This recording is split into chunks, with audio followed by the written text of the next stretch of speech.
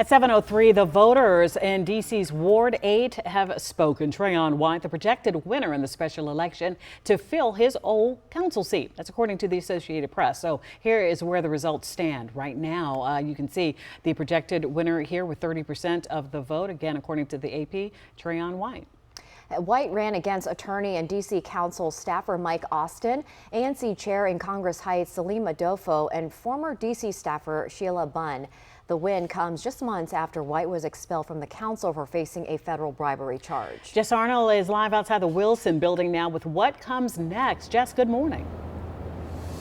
Good morning, Allison. Yeah, this morning these results are still considered unofficial. Now the Board of Elections says they're going to continue counting those mail-in ballots until July 25th, as long as they were postmarked by yesterday. Now, I think it's worth noting that there are nearly 56,000 voters registered in Ward 1. Only about 12% of them did cast their ballot in this election so far with what we're seeing. But again, AP is projecting that Trayon White has reclaimed his former seat as the Ward 8 council member. So here's what he had to say at his watch party last night.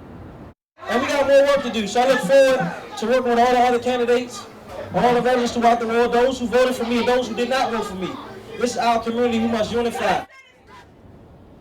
But is he here to stay? This is White's second election victory since the FBI arrested him on federal bribery charges last August. He denied any wrongdoing and was then elected and sworn in just a few months later in January of this year.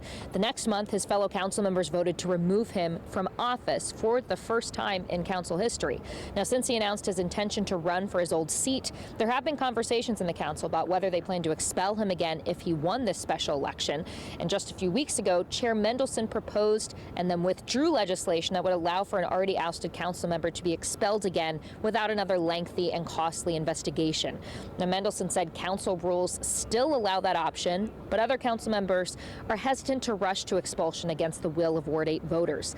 Ward 7's council member Wendell Felder was at White's watch party last night to congratulate him.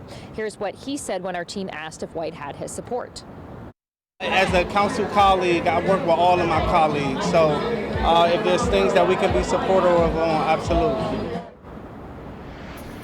Now, White will be able to take office likely next month after those results are certified on August 8th. Now, this term lasts until January 2029, and in that time, he will face trial for those federal bribery charges. That is set for January of next year. Guys. Jess Arnold, thank you. Lots of moving parts here. Thank you for that report. And we're going to hear more about the big issues that Trayon White says he wants to tackle, including his thoughts on the RFK Stadium site.